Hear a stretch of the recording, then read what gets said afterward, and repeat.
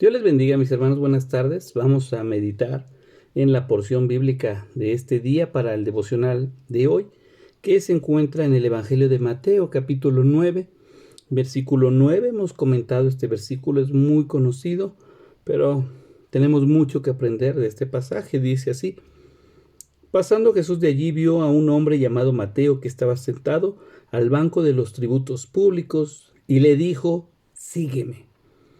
Y se levantó y le siguió. Convicción. Tenemos, hermanos, en la vida de cada uno de los apóstoles, hermanos, una forma interesante, muy particular en la que Jesús se dirigió a cada uno de ellos para llamarlos a ser sus seguidores, a ser los apóstoles que conocemos. En el caso de algunos, hizo milagros, por ejemplo, con los pescadores. En el caso de Natanael también, el poder decirle dónde estaba antes de que siquiera se acercaran. Pero me llama la atención mucho, hermanos, el caso de Mateo. Mateo era un hombre, pues, interesante. Él era un cobrador de impuestos. Él trabajaba para el gobierno romano. Y generalmente estas personas eran tenidas, pues, por traidores a la patria, por traidores a la nación, a la gente. Eran odiados y la mayoría de ellos eran ladrones, cobraban cuotas de más, abusaban de su puesto político. Ahí tenemos a Mateo. Jesús venía cruzando por la puerta, hermanos, de la ciudad, y ahí era donde estaba precisamente Mateo. Lo único que hace, hermanos, y lo único que tenemos aquí es que el pasaje es muy claro con esto. Pasando Jesús de allí, vio a un hombre llamado Mateo. Es Jesús el que pone la vista en Mateo.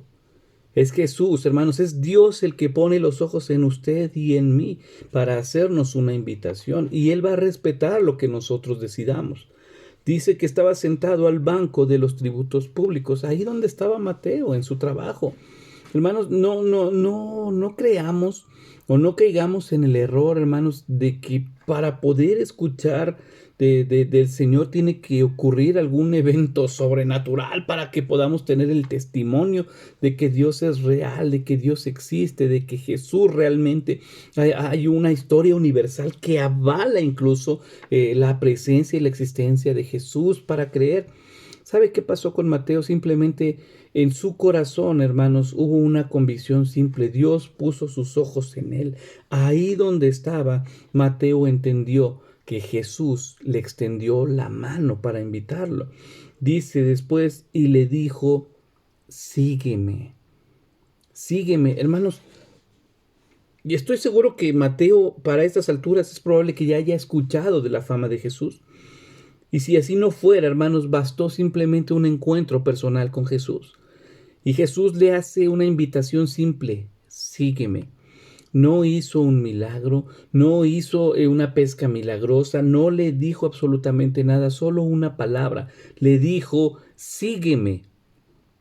Es todo lo que Jesús dice. Y eso nos lo sigue diciendo a usted y a mí: sígueme. ¿Y sabe por qué? Porque la condición de vida que llevamos es muy similar a la de Mateo, hermanos.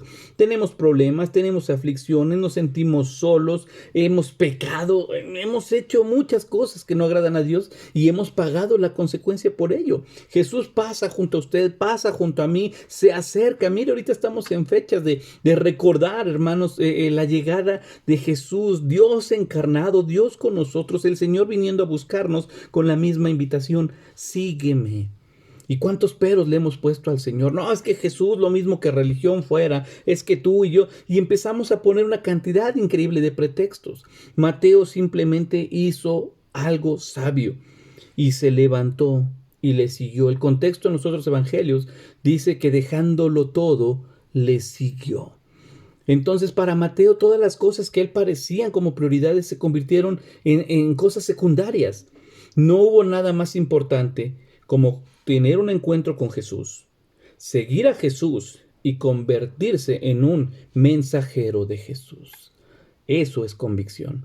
No solo por lo que Dios pueda hacer para nosotros o por nosotros, sino en lo que estamos dispuestos a hacer por aquel que vino a salvarnos, aquel que vino a buscarnos y que nos hace esta invitación.